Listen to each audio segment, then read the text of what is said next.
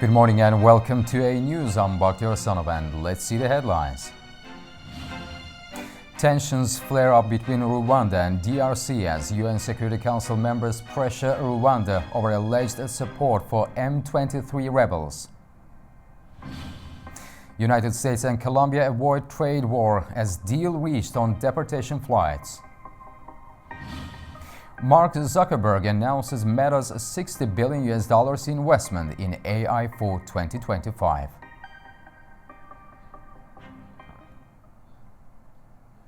The United States, France and Britain are pressing Rwanda over its alleged support for M23 rebels advancing toward Goma, the largest city in eastern Congo. The escalating violence has caused civilian displacement and growing regional concerns about a wider conflict. In eastern Congo, a violent conflict has been unfolding for years, with rebel groups fighting the government for control of mineral-rich territories. The M23, a group of rebels made up mostly of ethnic Tutsis, has been at the center of this fighting. This month, they have made rapid advances in eastern Congo, now threatening the city of Goma, home to about 1 million people. The situation has led to widespread fear, as the rebels edge closer to seizing the city. The M23 claims to protect Tutsi communities in Congo, but the Congolese government accuses Rwanda of supporting the rebels to extend its influence in the region. Rwanda denies the accusations, but many international observers, including the United Nations, believe otherwise. The UN has pointed to evidence suggesting Rwanda's military provides training, arms, and even direct support to the rebels, with the aim of destabilizing Congo and asserting control over the region's valuable resources, such as minerals. Meanwhile, the DRC recalled its diplomats from Rwanda and asked Rwanda to cease diplomatic and consular activities in the Congolese capital, Kinshasa, within 48 hours, according to a leaked foreign ministry letter to the Rwandan embassy. As the violence intensifies, the UN Security Council convened an emergency meeting to address the crisis, with 3 peacekeepers already killed in recent days. Today, despite ongoing MONUSCO support to FRDC, M23 and Rwandan forces penetrated Munigi, captured in the outskirts of Goma city, causing mass panic and flight among the population.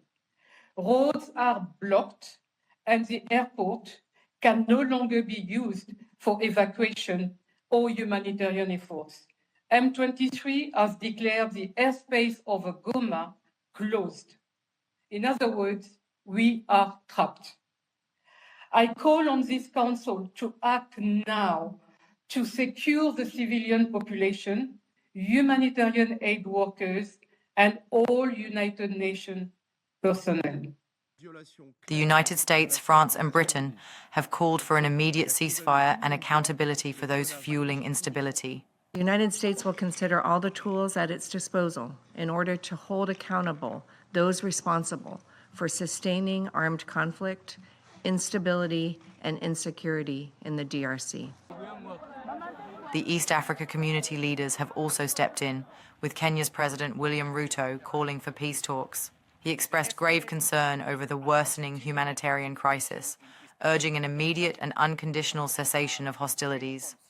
We will be convening an extraordinary East African Community Summit within the next 48 hours to facilitate and to deliberate on this crisis and chart a way forward.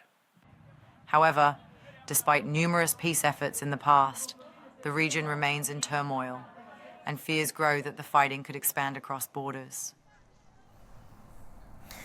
The Russian government announced that it had taken control of 2 new settlements in Ukraine's eastern Donetsk region. According to the Russian Ministry of Defense, Russian forces have captured the village of Zelene, located approximately 7 kilometers south of Pokrovsk, a key military logistics hub for Ukraine. The ministry also stated that they had seized the town of Velika Novosilka, situated along the Vremivka front, an area known for intense fighting. The Ukrainian armed forces reported that fierce battles are ongoing near Pokrovsk, including around Zelene and Velika Novosilka. However, the Ukrainian government hasn't yet commented on Russia's claims. Independent verification of these reports remains difficult due to the ongoing conflict. Turkey's Foreign Minister Hakan Fidan emphasized the importance of joint efforts in the fight against terrorism during his official visit to Baghdad. Speaking at the joint press conference with Iraqi Deputy Prime Minister and Foreign Minister Fuat Hussein, Hakan Fidan stated Turkey's ultimate expectation from Iraq is to recognize the PKK as a terrorist organization. Fidan underscored the PKK's threat to the security and sovereignty of Iraq, Turkey, and Syria, urging collaborative efforts to eliminate the group. Fidan also highlighted the growing economic ties between Turkey and Iraq, with bilateral trade reaching $20 billion. He pointed to the strategic importance of development projects initiated during President Recep Tayyip Erdogan's visit to Iraq in 2024, including 2 agreements aimed at fostering regional prosperity. Iran has unveiled its largest drone yet in a military exercise in southern Iran. The drone is named Gaza in honor of the Palestinian enclave, which has been devastated by war for over a year. Present at the inspection of the drone was Commander-in-Chief of the Islamic Revolutionary Guard Corps, Major General Hussein Salami, and Commander of the IRGC Aerospace Force, Amir Ali Hajizadeh. Hajizadeh said the drone has the capacity to carry up to 12 bombs, has a flight endurance of 35 hours, and will be used in broader operations. More than 47,000 people have been killed in the Gaza Strip, according to the local health authorities, since Israel began its campaign following a Hamas attack on October 7th. The Israeli army released a video of 4 female soldiers who had been held by Hamas and were flown to Israel for medical treatment. Meanwhile, in the West Bank, the homecoming of a Palestinian prisoner, Mohammed al-Arida, was met with joy and celebration.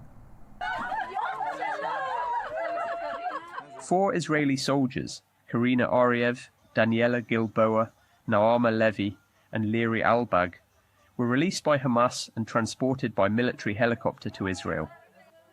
They had been held captive by Hamas since the October 7th, 2023 attack on Israel.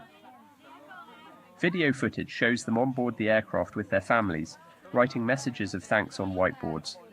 Liri Albag wrote, "I'm back," and Naama Levy displayed a sign saying, "Finally home, thank you Israeli nation." The ceasefire, which began on January 19th, has brought a rare pause in the fighting, allowing for the release of these hostages as part of an ongoing truce. This truce, brokered by Qatar and Egypt and supported by the United States, has enabled the exchange of prisoners, with 200 Palestinians released in return for the 4 soldiers. In another development, Mohammed al-Arida, a Palestinian prisoner held in Israeli jails, was released and returned home to the West Bank.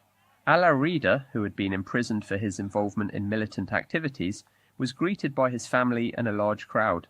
Al-Arida's release was part of the broader ceasefire agreement, which has brought about a temporary halt in the violence that has plagued the region for over a year. Many people want me to talk about what happened in Gaza. I say, and will always say, the earth will not bring to life, from day one until the end of the world, a place as precious, full of dignity, brave, generous and loyal as Gaza. Today can't be described. I can't stand myself. I couldn't believe that he was going to be released. Everyone was coming to me and showing his picture, and I said, "This is not Mohammed." Now, when I saw him, I started to shout, "My beloved son." The release of these prisoners signals a rare moment of peace, with further negotiations expected. As the situation evolves, both Israeli and Palestinian authorities hope this truce could pave the way for more releases and potentially end the long-standing hostilities. United States and Colombia averted a major crisis in bilateral relations after both nations reached at least one last-minute agreement. Tensions escalated after a South American country rejected 2 U.S. military planes carrying deported migrants under the new U.S. immigration policy. The US and Colombia pulled back from the brink of a trade war after the White House said the South American nation had agreed to accept military aircraft carrying deported migrants. US President Donald Trump said he would impose sweeping retaliatory measures on Colombia, including tariffs, sanctions, and travel bans. Tensions between the sides escalated after the South American country turned away 2 US military aircrafts with migrants being deported as part of the new US administration's immigration crackdown. Trump's swift action appeared aimed at making an example of Colombia to dissuade other countries from defying him on deportation flights. The US president said Colombian President Gustavo Petro's refusal jeopardized US national security and has directed his administration to take retaliatory measures.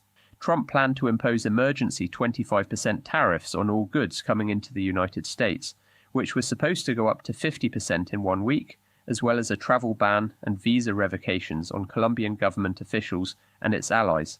Petro condemned the practice, suggesting it treated migrants like criminals, and in response, Colombia threatened a 50% tariff on US goods.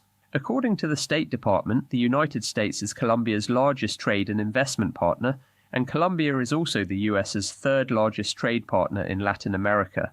Mexico also refused a request last week to let a US military aircraft land with migrants. Trump did not take similar action against Mexico, the US largest trading partner, but has said he was thinking of imposing 25% duties on imports from Canada and Mexico on February 1st.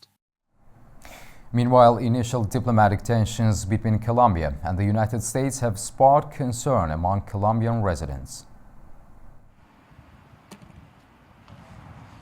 President Donald Trump's decision to impose wide-ranging economic and diplomatic sanctions on Colombia for rejecting the US deportation flights has raised concerns among Colombians. If they are deported from another country, they must be received here because this is their country. If the president, how can one accept that? If you come to your own country, how can you not be accepted? It's not logical. The introduction of tariffs in the trade architecture between the two states raised significant concern among the Colombians, who fear the far-reaching consequences of restrictive trade measures.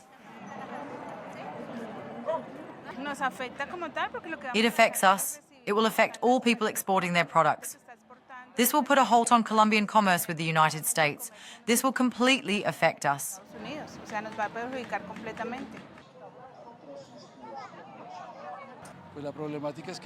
The problem is that President Gustavo Petro needs to think with a cold head. Not ideologically, but regarding what's best for our country. I think he needs to think more.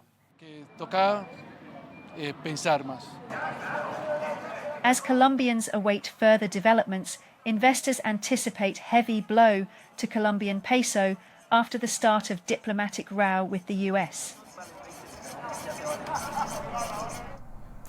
In the United States, President Donald Trump has hinted at the possibility of rejoining the World Health Organization.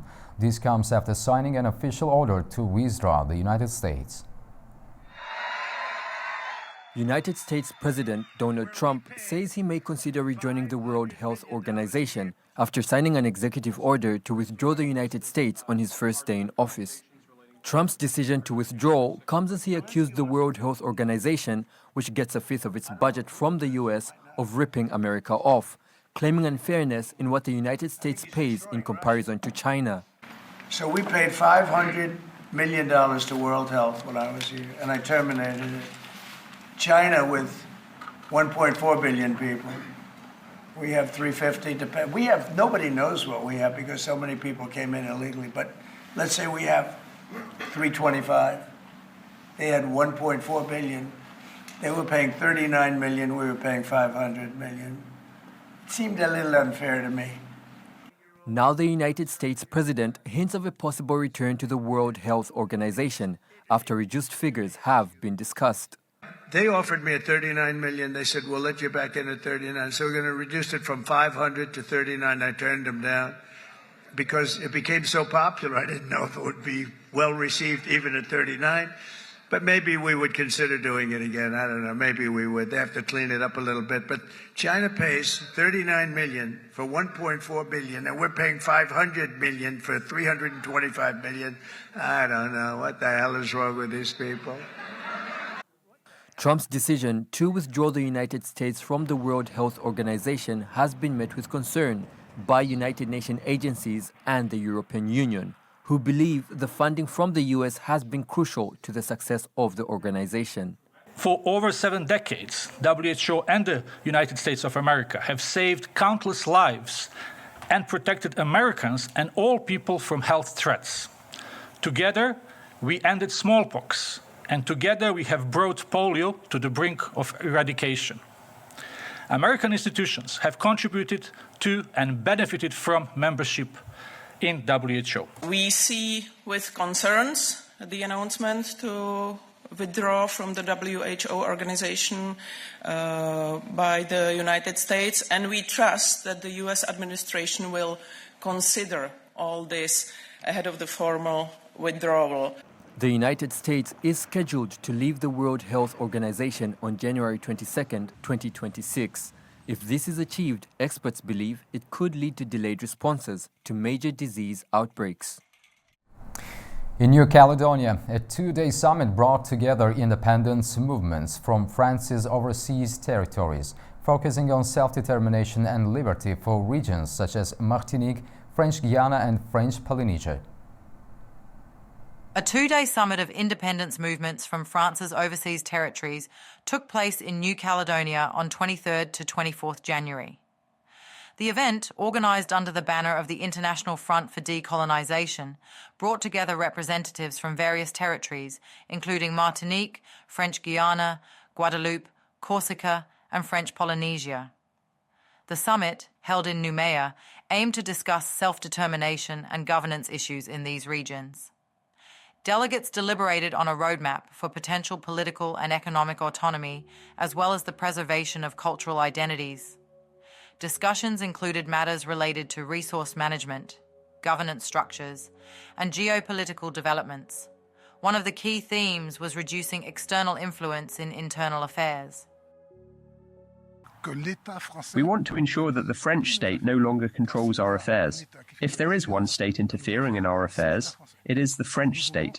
We want full powers to govern our country, develop our economy, preserve our culture, and shape our international strategy.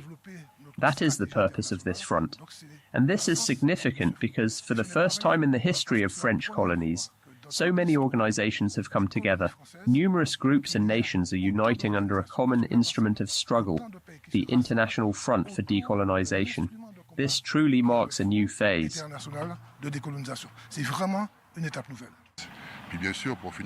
A new world order is currently taking shape. Even though we are small, we stand tall, upholding values that we must also contribute. It is part of humanity's collective future, ensuring that the world can continue to prosper with these small yet sovereign and independent nations. As part of the event, attendees visited the Customary Senate and the Jean-Marie Tjibaou Cultural Centre, key institutions representing New Caledonia's Indigenous Kanak heritage. The summit concluded with a working session dedicated to structuring the movement's activities for 2025, including discussions on governance, economic sustainability, and legal matters. The Baku Initiative Group, which had been involved in the creation of the International Front for Decolonization in July 2024, participated in the summit via video link after its representatives were reportedly unable to obtain visas. The organization's leader, Abbas Abbasov, addressed the Congress remotely, referencing previous statements by Azerbaijan's President Ilham Aliyev, who had expressed solidarity with the Kanak people. In 2024, the world witnessed the tragic and unjust events in Kanaki, where French authorities violently suppressed peaceful protests of Kanak nation. This brutal crackdown, including the loss of certain innocent lives and over 200 injuries, once again demonstrated the urgent intervention and solidarity of the world community on the issue of ending colonialism. I proudly would like to remind you that the President of the Republic of Azerbaijan, His Excellency Mr. Ilham Aliyev, publicly condemned the crimes against the Kanak people and expressed his support to the colonized regions. Moreover, Baku Initiative Group immediately sent the letters to the head of international organizations and publicized the atrocities against the Kanak people. As a result of our joint efforts, the world community soon became aware of these atrocities. In a symbolic gesture, the Kanak representatives in Noumea reportedly raised the Azerbaijani flag during the event, a move that was described as a show of appreciation for expressions of international support. The summit's final resolutions will be presented at the upcoming Congress of the Kanak and Socialist National Liberation Front, New Caledonia's primary pro-independence political coalition. Belarusian leader Alexander Lukashenko is set to win in a presidential election as exit poll figures became available. An exit poll broadcast on state TV projected that Lukashenko would take nearly 88% of the vote. The exit poll shows the following results for the remaining four candidates. Oleg Gaidukovich received 1.8%, Alexander Kizhnyak 1.2%, Anna Konopatskaya 1.6%, and Sergei Siryankov 2.7%. Meanwhile, 5.51% of the voters chose to reject all candidates. Officials said turnout was 85.7% in the election, in which 6.9 million people were eligible to vote. Meta chief executive Mark Zuckerberg has said the tech giant plans to invest at least $60 billion in artificial intelligence in 2025, aiming to lead in the technology. This will be a defining year for AI, Zuckerberg said in a post on his Facebook page. Mark Zuckerberg expects Meta AI to be the top digital assistant used by more than 1 billion people, and for the tech firm's Llama 4 to be at the forefront of AI models. Meta is creating an AI engineer to contribute computer coding to its research and development efforts.